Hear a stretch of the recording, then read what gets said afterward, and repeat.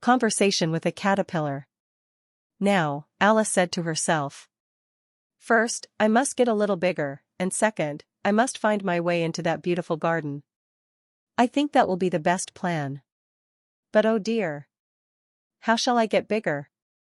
Perhaps I must eat or drink something, but the question is, what?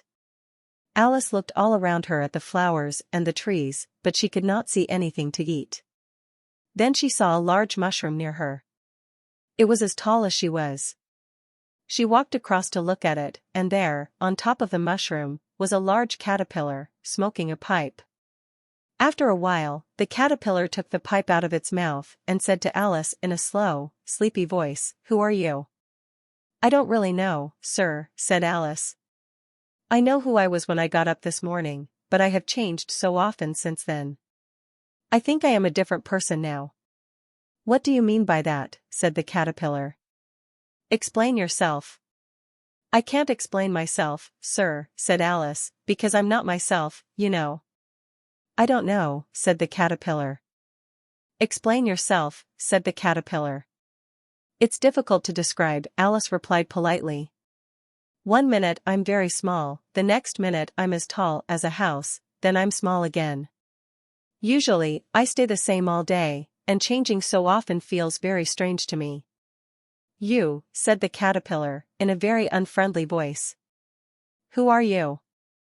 They were now back at the beginning of their conversation, which was not very helpful. Alice felt a little cross and decided to walk away.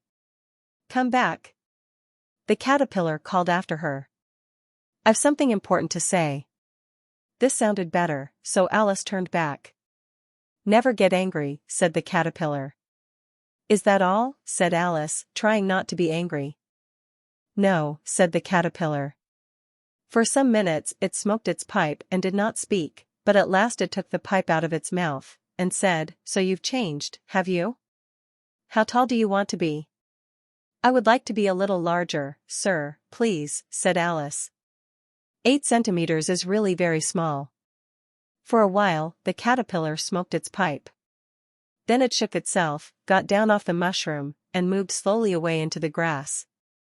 It did not look back at Alice, but said, "One side will make you taller, and the other side will make you shorter." "One side of what?" thought Alice to herself.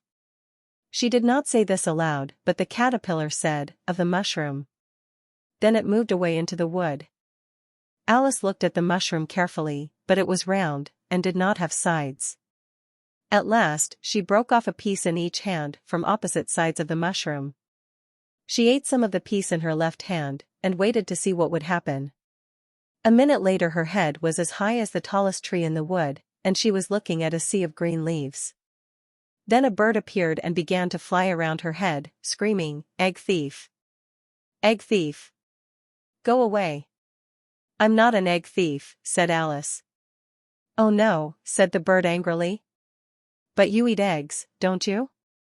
"Well, yes, I do, but I don't steal them," explained Alice quickly. "We have them for breakfast, you know." "Then how do you get them, if you don't steal them?" screamed the bird. This was a difficult question to answer, so Alice brought up her right hand through the leaves and ate a little from the other piece of mushroom. She began to get smaller at once and, very carefully, she ate first from one hand, then from the other, until she was about 25 centimeters high. "That's better," she said to herself. "And now I must find that garden." She began to walk through the wood, and after a while she came to a little house.